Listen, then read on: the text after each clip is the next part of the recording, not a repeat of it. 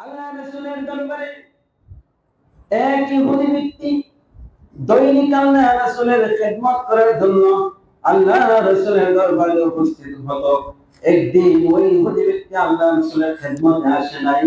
আল্লাহ রাসূল বললেন, ও আমার সাহাবীরা কোথায়? যে দৈনিক যে এক ব্যক্তি আমার কাছে খেদমত করার জন্য আসতো, আজ দিকে ওই ব্যক্তি আসে না। সাহাবীদেরকে নিয়ে আল্লাহ রাসূল যখন ওনার বাড়ি থেকে রওনা হয়ে গেলেন, দেখলেন ওই ব্যক্তি অসুস্থ অবস্থায় বিছানার মধ্যে পড়ে রয়েছে এবং মৃত্যুর সঙ্গে পাঞ্জা লড়তেছে। আল্লাহ রাসূল সাল্লাল্লাহু আলাইহি সাল্লাম ওই ইহুদি ব্যক্তির মাথার সামনে আল্লাহ রাসূল বসে গেলেন এবং বললেন, এই ইহুদি, মরে যাওয়ার আগ মুহূর্তে হলে তুমি ইসলামটা গ্রহণ করো।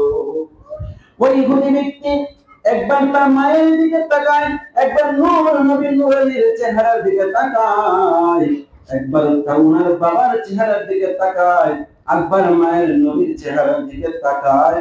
আল্লাহ রাসূল জানিয়ে দিলেন, ও ইহুদি, শুনো শুনো, এই মুহূর্তে যদি ইসলাম ধর্ম গ্রহণ করো, আল্লাহ তাআলা তোমাকে জান্নাতের উচ্চ মাকাম দান করবেন। সুবহানাল্লাহ।